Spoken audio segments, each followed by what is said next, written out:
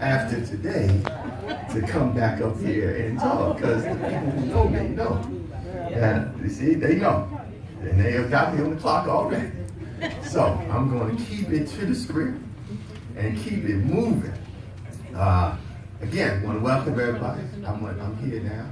My name is Anthony Owen. I'm the Director of the Commercial Division here at KW Commercial, here at KWPP. And it's exciting for us all to welcome you all here to our house. Right now, I'm going to be giving introductions to our opening act, part one. Miss So Favored, the poet. Using poetry as a tool to advance the kingdom of God, Miss So Favored, the poet, has been writing for over 4 years. As an educator, Miss So Favored, the poet, seeks to encourage and equip youth with the tools needed to succeed both in academia and in their community. As a graduate of Howard University School of Divinity, Miss So Favored, the poet, now serves as the transition specialist at Sheptonham Youth Detention Center in Prince George's County, Maryland, where her goal this year is to help over 20 young men graduate with their GED or high school diploma and transition into post-secondary education or career field. Miss So Favored, the poet, attributes her name as a constant reminder that she is what she is because of the grace and favor of God. Miss So Favored, the poet.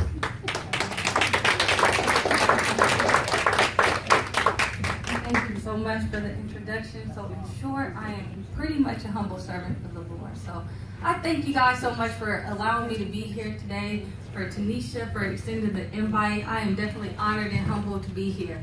So my first piece is actually a dedication and an appreciation for Mr. Timbo's work. I am a huge fan of him, so I felt coming here would just be almost a disservice not to honor the man who's coming to dedicate his talent to give back to you. So this poem is a dedication for his song, and hope you enjoy it. He wanted to know what took me so long. You see, he said he loved me before he ever met me, but I didn't know the she he was speaking of. You see, I never had that pray before you meet me type love. So I pondered. Again, he asked, what took you so long? You see, he loved me before he ever met me. But how can I love him when I barely love myself? He wanted me to show him this love that he knows I never felt, so I pondered. He said, I had a talk with God and he put you in the plans for me. Everything I needed, God had put you in the plans to be. This time I didn't ponder, but I got to stutter and see. I didn't like this feelings. My hands were shaking, my heart was fluttering, and so I paused. And I answered. I said, if learning to love was as simple as learning the alphabet, then A would be for the question that I forgot to answer. Before I became involved, did I consult the answer? See, there's some things in my past that I ain't really dealt with. And of course, I'm struggling to love when I ain't never felt it. God said, let them in and I'll be your help when you're helpless, because insecurities just kill something I already dealt with. And love is what created you and sustains you through life. See, many people want to love, but not many people get it right. Or is it many people want to love, but they quit before they fight? See, true love is a sacrifice. And the untold story demolishes these visions of the fairy tale. See, Cinderella lost her shoe, but when I lose my health is when it's really real. Take an x-ray of my heart and sing the song that is singing. See, I couldn't love you because I didn't really love me. And to be honest, that's what took me so long.